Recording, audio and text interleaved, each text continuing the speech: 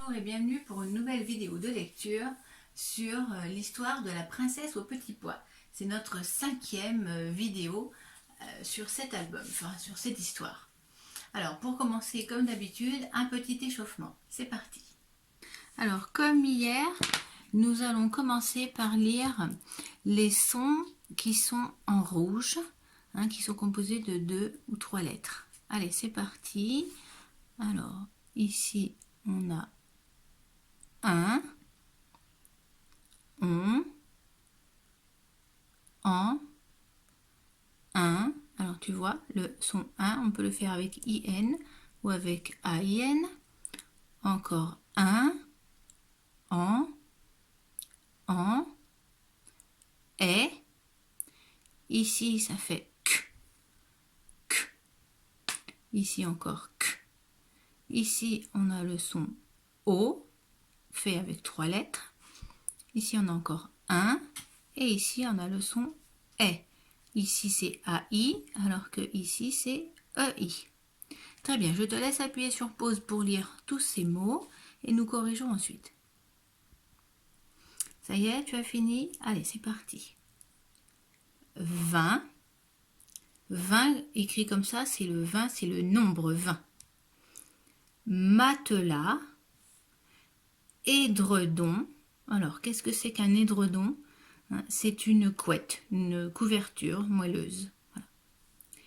Lendemain, matin, comment, horriblement, à peine, œil, quelque chose, violette, supplice. Alors, qu'est-ce que c'est qu'un supplice? Un supplice, c'est une souffrance.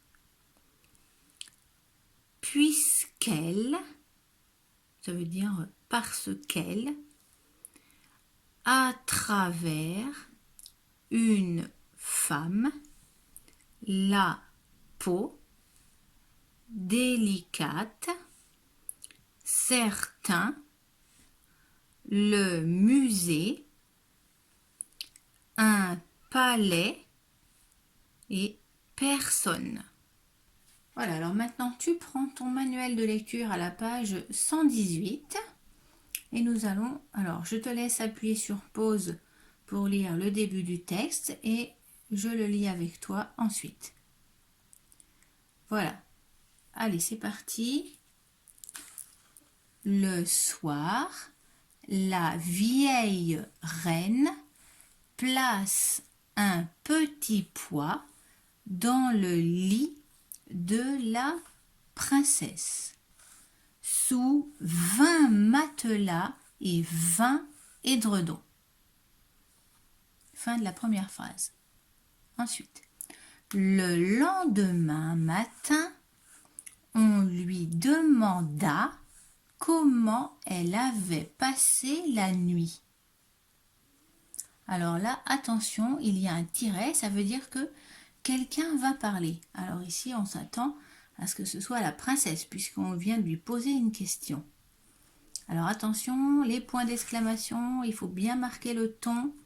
Elle va être, elle va s'exclamer.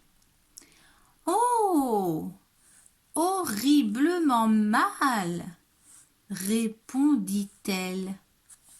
C'est à peine si j'ai fermé l'œil de la nuit. Dieu sait ce qu'il y avait dans le lit. C'était quelque chose de dur qui m'a rendu la peau toute violette. Quel supplice! À cette réponse, on sut qu'elle était une véritable princesse, puisqu'elle avait senti un petit pois à travers 20 matelas et 20 édredons. Alors, je te laisse appuyer sur pause pour lire la fin du texte et nous la lisons ensuite ensemble. Alors, c'est parti. quelle femme, sinon une princesse, pouvait avoir la peau aussi délicate? Alors ici, attention, hein, le mot femme, et il a un E qui se prononce A. Il faut le connaître, ça c'est un mot un peu exceptionnel. Hein. Donc F-E-2-M-E, c'est le mot femme. On ne lit pas femme, on lit bien femme. Attention, il faut le retenir celui-là. Les deux dernières phrases, allons-y. Le prince se maria donc avec elle, car il était enfin certain d'avoir trouvé une véritable princesse. Quant au poids, il fut placé dans le musée du palais où il se trouve encore, si personne ne l'a pris.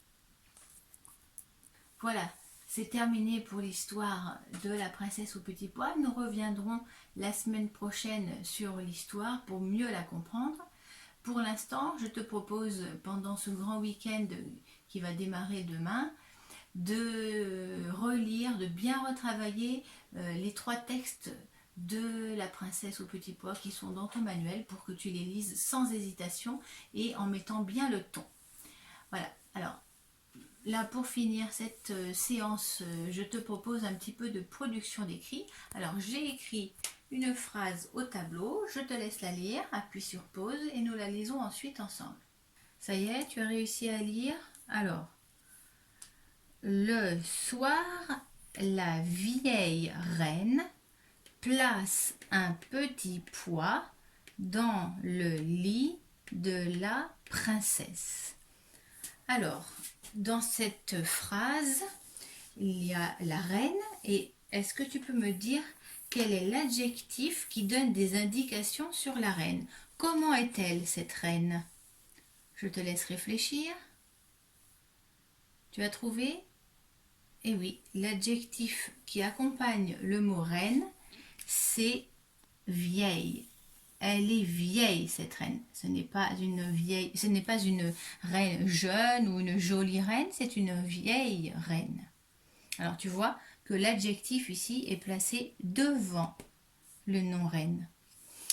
Et il y a donc un lit dans cette phrase, le lit de la princesse. Alors le lit, j'ai laissé un blanc ici. Est-ce que tu peux trouver un adjectif qui pourrait compléter le lit? Je te laisse appuyer sur pause. Comment est le lit? Comment pourrait être le lit? Pour mieux se l'imaginer. Juste un mot pour compléter le mot lit. Je te laisse appuyer sur pause. Ça y est, tu as trouvé?